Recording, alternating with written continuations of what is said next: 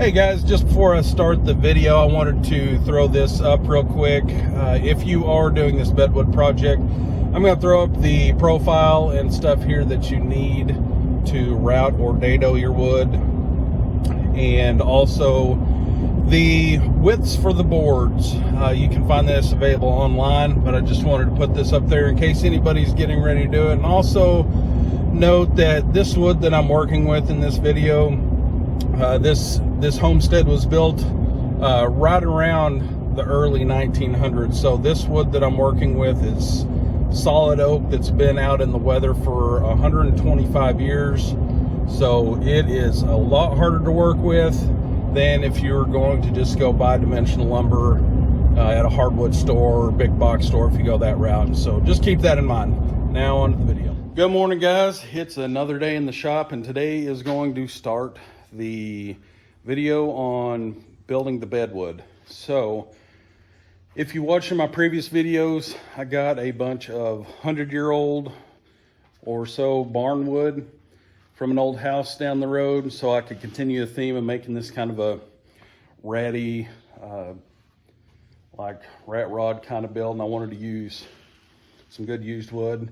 So I've got this wood. I've already started milling it down.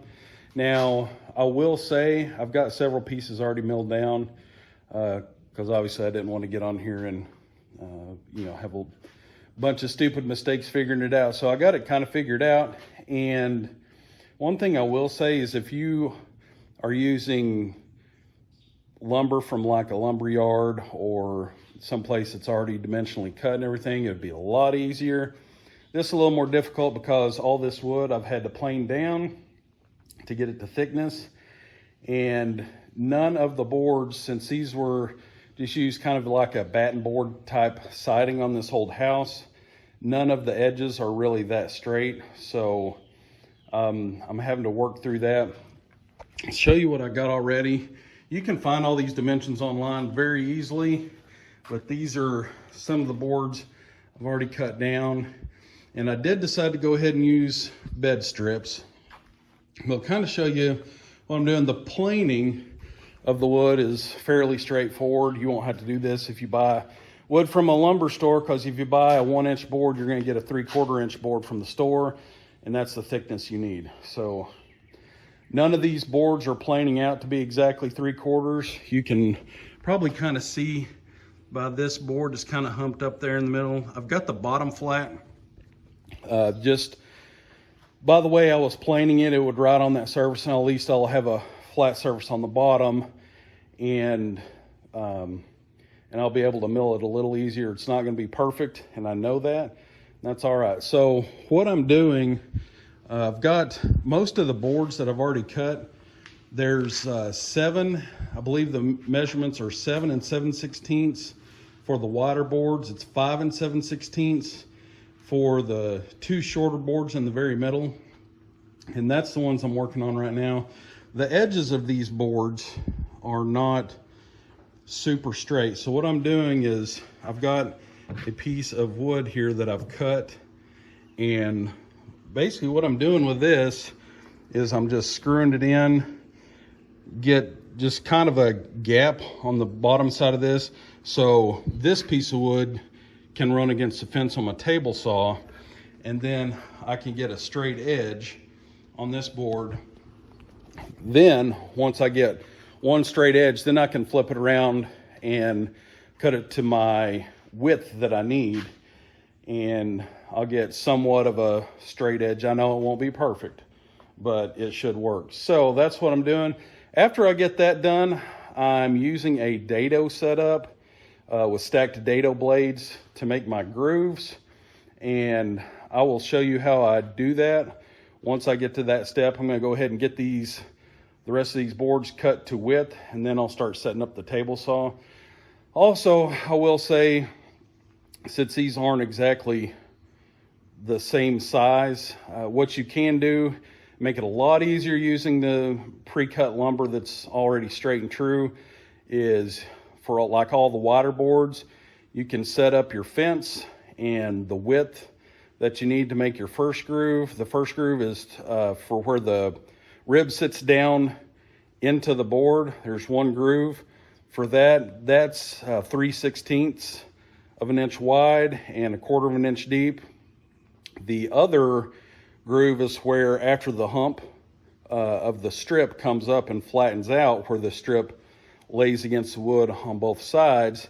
That one's only 1/8 of an inch deep, but it is, I believe, 3/8 of an inch wide or whatever. But since you already have your deeper groove cut, you can set it to around 5/8 or so and go ahead and cut it out, and you won't have to change anything. But like I said, once you have your fence set up with that, you can just run it down upside down through your table saw, get one groove, flip the board over, and run it down the other side. You don't have to reset your fence or anything.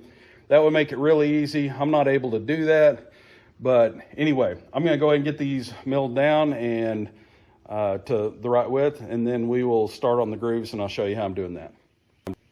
All right, so I'm back. I think the majority of the boards I need cut to width. They're planed to the right thickness. So I was going to show you my little setup here, what I'm using for these stacked dado blades. So these stacked dado blades come in different sizes. So you can see that one's 1/8 of an inch. That one's 1/16 of an inch. So what I'm doing is that inner notch where the little U shape of the strip goes down, it has to be 3/16 of an inch thick. So I've got a 1/16 inch wide blade, and then I've got an 1/8 inch wide blade. So I'll put those on there, and then I'll go ahead and I'll mill out all those grooves first for the U part of that strip. Then I've got these 1/8 inch blades, and I will use 4 of those, and that will give me the right width to cut out a little higher channel, so that strip will ride on that. So what I'll do, I'll go ahead and cut out these notches in these boards and show you what that looks like, and then I'll go ahead and mill out that other part so you can see what that looks like. All right, one more thing before I start making these groove cuts that I wanted to clarify. So this, we already went over, that's 3/16 of an inch wide groove that we need, and it needs to be 5/8 of an inch over. So what I've done is I've made a mark on my board 5/8 of an inch over, and then I've set my fence so the board will ride and it will cut that groove right at that 5/8 of an inch mark. So what I can do is, it's going to be facing like it is now, face down, so it'll cut that groove. I can run it down and then flip that board over, run it against the fence on the other side, and it should cut that same spacing. So I can do both of my, these 2 narrower boards, I believe they're 6 3/8. They're the ones that go against the bed sides at the very edge. And I go ahead and cut the groove all the way down on both boards. And then whenever I get to put them in the bed, I'll cut them off to the length they need to be, because they will go from like the front of the bed to the wheel well, and then from the back side of the wheel well to the back of the bed. Okay, so the other boards I needed to mill, I've got the groove cut. I was going to show you that. Please excuse the sweating. It is very hot and humid here in Northwest Arkansas, and we had another huge supercell and round of tornadoes. Luckily it missed us, but anyway, it's getting hot. I'm trying to get this done before it gets too bad. But these are what the grooves look like. So I've got those on all my boards. So that's, like I said, that's where the strip sits down in. Now that is 1/4 of an inch deep. This second cut is basically going to take this on both sides and mill that down for the ride of the strip. So that's only 1/8 of an inch deep. So this is my setup with my stacked dado blades. Got 4 1/8 inch blades there stacked together. So once you get this set up, if your boards, like I said, if they're all the same width, it's easy to set it up once with the fence, run them all through. But I am not going to be able to do that, so I'll probably do all the same width that I have. I've got 1 6 3/8. I've got 2 5 7/16, and I've still got another 7 7/16 I gotta mill down, so I'll have enough for the bed. Also, one thing to note, when you do this on your table saw, if you're a woodworker, you probably already know this, but you got to take the guard out because these blades won't fit. And then the, can't remember what it's called. It's a little anti-kickback device that it's like a little arm that comes up, the kerf, whatever, I'm not sure, but it's a little blade that rides right along top of your blade, keeps it from kicking back and getting wonky and throwing the board through your chest. You do have to remove that. Not that big of a deal for this. Obviously, anytime you're using a table saw, be super careful because they are dangerous. But anyway, I'm gonna get these milled out. After I get these done, I should be able to test fit all this wood. Now I did, those are my wheel wells over there. And with these wheels I did put on this truck, the wheel wells do not clear. So they're about 1.5 inches or so off. So what I'll do is I'll kind of fit this wood in here. But then I could not find any just wheel wells. So I bought a whole nother bed off of a friend that had one and got some wheel wells. These are in pretty rough shape, but lucky for me, all I really need is about a 2-inch wide or so strip out of each one. Then I'll cut my other ones and weld that strip in just to widen the wheel wells out. So it'll be kind of like a mini tub, but I won't be able to really judge exactly how wide I need them until I can get the bedwood in there and kind of see what I want to do. So I will go ahead and get the rest of this wood, the notches milled out, and show what it looks like when it's done. Okay, got all the boards milled. You can see that is about what it's supposed to look like. It should have 2 different size grooves. So that is what you need to do to make that strip lay in there. So that should be, I think I've got enough wood milled down to put all the bedwood in the bed. So got some more severe weather coming in, just the way it is in the Ozarks. So I'm gonna tinker with this and see if I can get some of these. I think what I've decided to do too with the bed strips, I didn't get zinc coated bed strips, I just got plain metal. And I think I'm just gonna put them in raw metal, not even paint them, just so they can kind of rust and just kind of look naturally old eventually. So it's gonna save me a little time there and some work. So I'm gonna get some of this wood slapped in and see how it looks. All right, so next step of this, there are 2 boards in the bed, each have 4 bolts. Those 4 bolts go through the braces and into the frame to kind of bolt the bed to the frame through the wood. And on the blue truck, I used hidden bolts for that. This one, I'm just doing the stock bolts. So there are 4 bolts.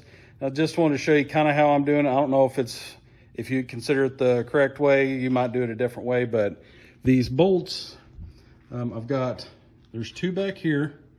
These are the rear facing part of the bed. There are no measurements online that I could find that told where these bolts, the bolt holes go.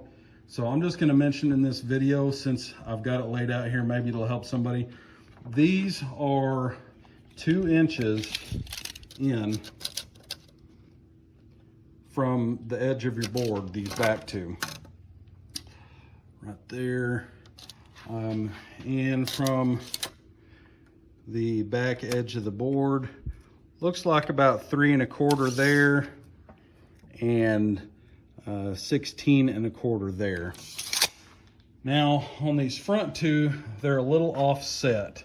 So we got one right here, and then there's one up here. This one is also 2 inches offset from the edge of the board. And the measurement for it looks like it's about 3 3/8 or so. And this one, this is from the front edge of the board, looks like 14 3/4. And then from that edge of the board, it's about 5 1/8.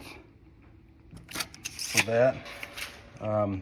Just in case you want a measurement from the other side, it looks like it is about 2 1/4.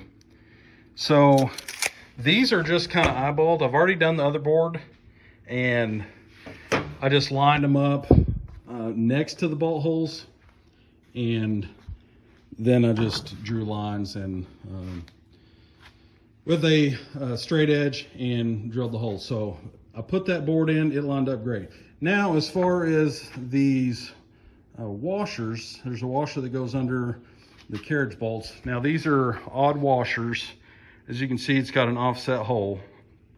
So I guess that's so you can position it wherever you need it. What I did, I've got a little Dremel set up here like a router. I didn't want to use my big giant router because it's so much router for such a small job. So I've got a tiny little router bit set up on this Dremel with a little router attachment. So I'm just freehanding that. If you were doing a show car quality job, you could create a template, or if you had like a hole saw or like a Forstner bit that was this exact size, you could make it perfect. This I'm not too worried about. I'm just gonna hand route around here, and I'm only doing the thickness of the washer, which looks like it's about 1/8 of an inch or so. So I'm gonna get that done, and that should get me almost done with the bedwood until the short pieces, I believe. So we'll get this done, throw it in, and see how it looks so far. All right, so I have all the bedwood in that I can get so far, I believe. And I ran into a little issue that I'm gonna have to deal with, where not the back, furthest back bolt that bolts the bed to the frame, but the next one up, I can't get to the bolts because the gas tank that I installed under the bed. So I'm probably gonna have to, I haven't really tried, but I think I'll probably have to drop that tank down a little bit so I can get in there and get to those nuts on the bottom side. But I'm gonna show you what it looks like so far. I think it looks pretty good.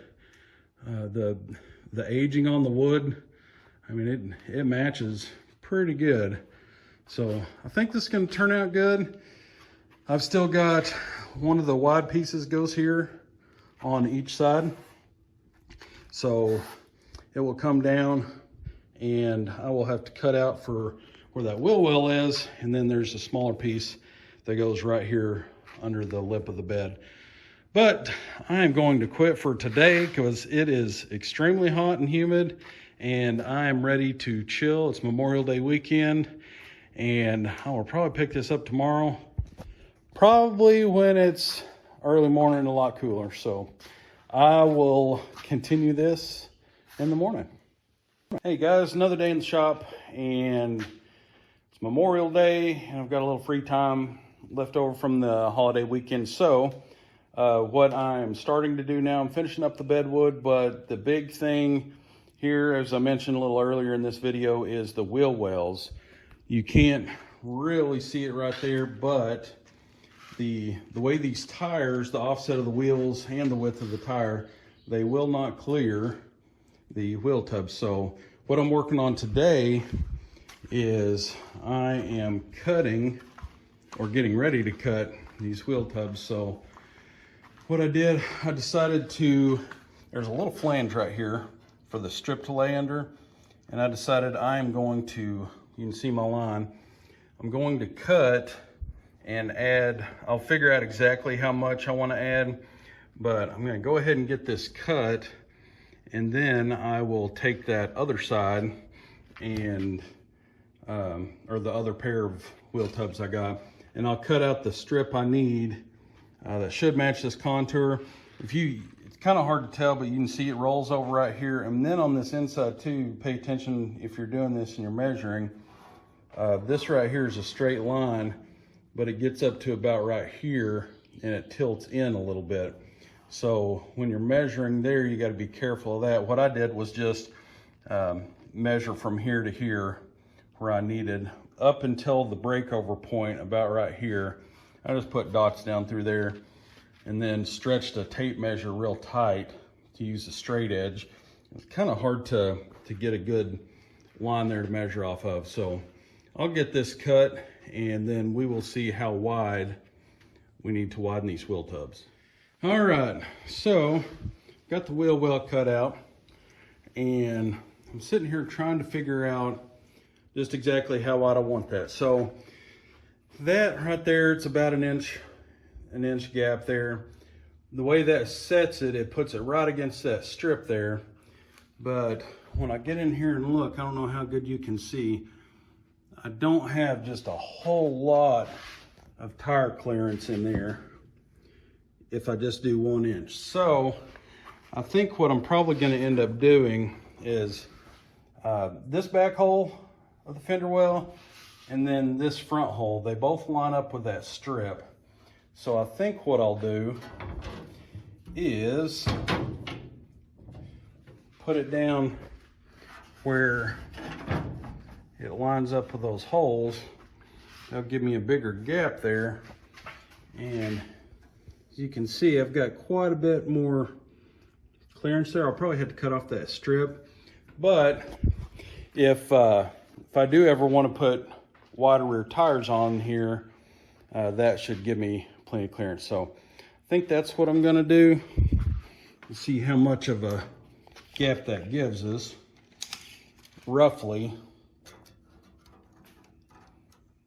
So about 2 3/4, I think will get us there. I'll do some better measurements when I'm not doing it one-handed. But obviously by doing this, you're going to eliminate your ability to haul a 4-foot wide load in the back of the truck without laying it on the wheel well. But I'm not really concerned with that because I don't really plan on hauling anything, especially not like plywood or anything in this. I've got a regular truck for that. So I think we'll do that. It'll make it kind of a little mini tub. I think it'll look good and tie everything together. All right, guys, I got my old wheel well, cut the strip out of it, and I got my wheel well I'm going to use. I thought I'd just show you my little setup. I use these little welding clamps. They're like sheet metal clamps that you can get. Got a little wing nut on them. They're super handy, and you can get them really cheap on Amazon, but it's really handy when you are welding 2 pieces of sheet metal together. You can use as many of them as you want, at least get your tacks in, and I'll show you one here. It's that's what they look like. They got that little bar at the bottom. You can loosen up this wing nut and you sandwich the sheet metal between those and tighten them up, and it pulls the pieces together and level. Very handy. But this is my widened wheel tub. I've just got it tacked up right now. I'll go back and finish weld it. But you can kind of see how I've got those clamps. I took about half of them off, but they work really well. So that is what it's gonna look like. Obviously I'll weld it up and then probably just shoot some cheap paint on it just to protect the metal a little bit. But let me get these clamps off and we'll throw it in the bed and see how it looks. Hey guys, it is the last day in the shop for the bed, and where I left off last time, I think I was talking about the fender wells. So I got both fender wells cut and welded, and I'll show you the way I did it.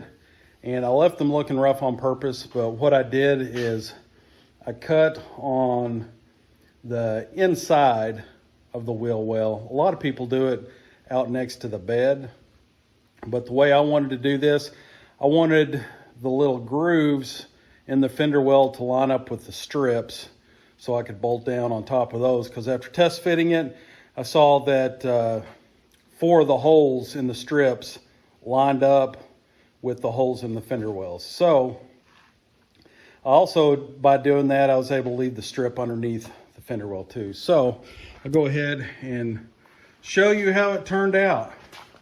So as you can see, those are the widened, I guess you'd call them mini tub fender wells for the rear. And I might just leave them to rust. I left the bed strips all natural so they can rust. They've already started rusting a little bit from my sweat dripping on them. But that's what I was talking about the fender well. See where I cut right here, just cut the fender well off there, and I took and I added in 3 1/8 inch strip on each fender well from the spare set of fender wells that I got. So really all I've got left to do, I am gonna have to drop the tank so I can get underneath there and bolt these second bolts in to the frame to bolt the bed down. Truck is much more sturdy now. It really firmed everything up. As far as the fuel filler, I just got this cheap aluminum plate off of eBay. I think it's for Circle Track cars. It has a little insert you can put in here for like a lock or whatever, but I'll probably just leave it like it is. But I can just, it's hinged, I can lift it up. There's my filler cap right there, so I shouldn't have any problem putting fuel in. And the way that's sitting, it will not fly up. The wind will keep it pushed down if it decides to come up. So anyway, I've got a few more bolts to put in the strips, and then I've also got to go in and tighten most of these down. I've got several of them snugged up just so the wood wouldn't move, and it would kind of hold where it's at. So that is going to be the end of that bedwood project. It was a good bit of work, especially since the wood that I used was 120 years old and not straight, not flat, but I think it really matches the truck good. And I'm just happy with the way it turned out. So I'm going to try, if I remember, throw up some graphics at the front of this video. You've probably already seen them if you got this far, about how when I was explaining the grooves and such using your table saw that I found online. You can find them online yourself also. Anyway, thank you for watching my video. I've gotten several comments lately from other guys building C10s, and they are saying that my videos help them and that they like just seeing how I'm doing things. So you can always do it the way you want to do it, but this is the way I do it. And thank you again for watching my videos, and we'll see you on the next one.